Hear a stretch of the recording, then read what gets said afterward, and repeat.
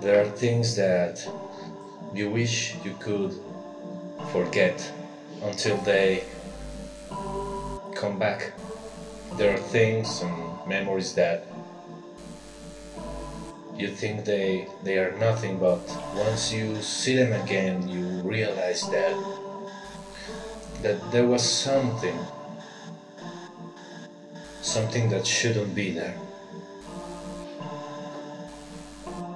When I was little, I lived in a neighborhood in the outskirts of the city. Medellin is a city that is surrounded by mountains. And a lot of neighborhoods, especially in the outskirts, are practically places where the city ends and the mountain and the forest start. For this reason, the neighborhood I lived in delimited with the mountain, and the soccer field when we played as kids gave directly through a little path to a place we called El Rastrojo. El Rastrojo. And I remember that El Rastrojo was this place, a dense forest with a lot of trees and a little river that at night, when it was getting dark, was the darkest place you could even imagine. And our parents told us, especially my mother, told us that we shouldn't go there after a certain time. In fact, they forbidden us even to think of entering that place because it was dangerous. Obviously, we understood why. So, this place was that magical and mysterious place that every kid used to talk about monsters and ghost stories, but no one dared to enter more than 5 or 6 steps, because really it was a place that was pretty scary. So El Rastrojo, that place, for us had that atmosphere, that mantle of magic, of being a place, a haunted place, where you got scared, where there were secrets and mystery. And for that reason we didn't go there. We were really scared. I remember that it was in that day that we were playing soccer in the park, that for some reason I decided to go there. So after the soccer game, very late in the afternoon, 4-5 p.m., we started to play a game of hide and seek. You know, hiding and searching. So I was it and I started searching. Then a friend was it. Then another friend was it. And then I said to myself that I was gonna hide in El Rastrojo. And when I started hiding while my friend counted, I went through the path to that place. And I started walking inside the forest, through those roots, through those trees. And being so early in the afternoon, you could see everything in front of me, the sunlight flashing through the branches. It was a pretty place. It was pretty. You could feel the wind, the sound of the river. And I remember that I found a little stick, that looked like a pistol. It was a little bent, like this. So I took it and I started to enter into the forest, like I was an explorer from the movies I've seen, like Indiana Jones.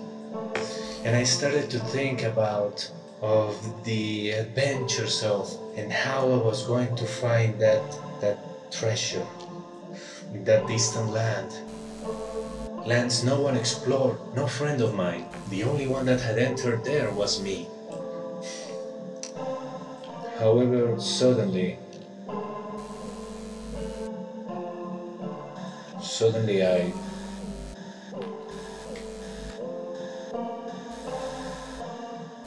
I heard my mother was calling me.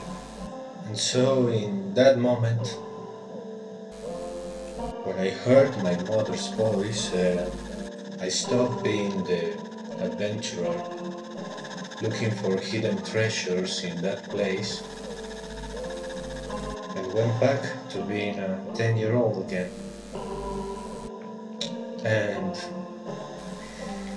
I got scared because I heard the voice of my mother that told me long before that I couldn't be there in El Rastrojo. And really my mother never screamed at me, never in my life. Even when she was furious or was going to lecture me, never screamed. But she had a way where I just felt terrified of just doing that, of doing what she forbidden, what I shouldn't do. It wasn't so much that she lectured me, it was the way she said punishments or the warnings. It was a look of no emotion, words that had a neutral tone, like she was talking to a stone, like, I don't know how to describe it really. The way she said, you can't go out today, go and do your homework.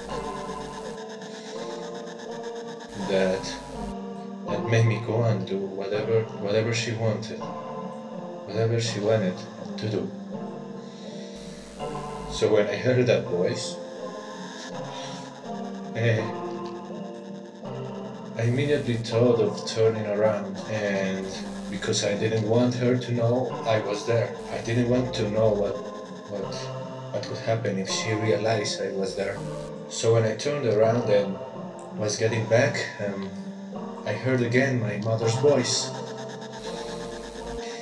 But the voice didn't came from in front of me, from the park or from my neighborhood where my house was. Instead, it came from behind. It was behind me. Yeah. Clearly, I can remember how that voice came from behind me, from El Rastrojo. And in that moment, I was paralyzed. I wasn't able to move. My mother was calling me from El Rastrojo.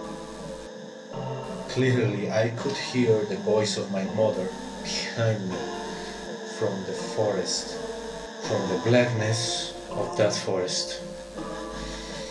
I was paralyzed, and when I was standing there and couldn't move, I heard it again, this time a little closer. Alex, Alex, Alex. And I had to decide if turning around or running, and I didn't want to stay there anymore. So I ran through El Rastrojo, looking for the light of the city that appeared through the trees, the only thing that guided me through my panic. Behind me, I didn't hear anyone following, but I am sure that there was something. And I passed through my friends that were still playing in the park. They didn't even care I was absent for so long. But they saw me and tried to stop me to see what happened. I continued. I didn't even... Directly to my house. It was the second house to the park, and when I arrived, all I could do was, in the panic was, and I remember it very well, The first thing I thought was I have to clean my shoes because there can't be any evidence I was there. If my mother finds out I was there, no. I cleaned them. I cleaned my shoes at the entrance, impeccable.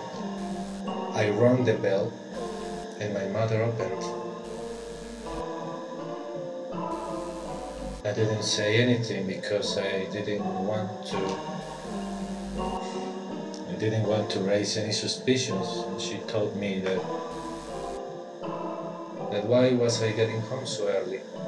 She acted like nothing ever happened, like she was not calling me.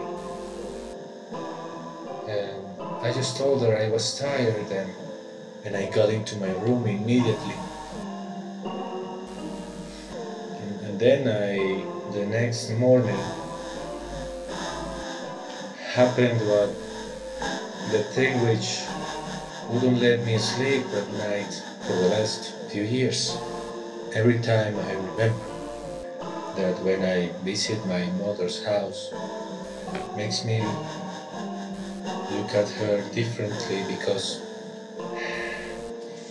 when I woke up the next day to go to school, I remember clearly that the door to my mother's room that was closed. In the floor, right by the door, were her shoes. They were covered completely in dirt. Completely covered in dirt and leaves. Memories are not always so innocent if you think about them well. Some pages in our heads, it's better to leave them unturned. We forget for a reason, and I wish I never recalled that story, that moment of my life.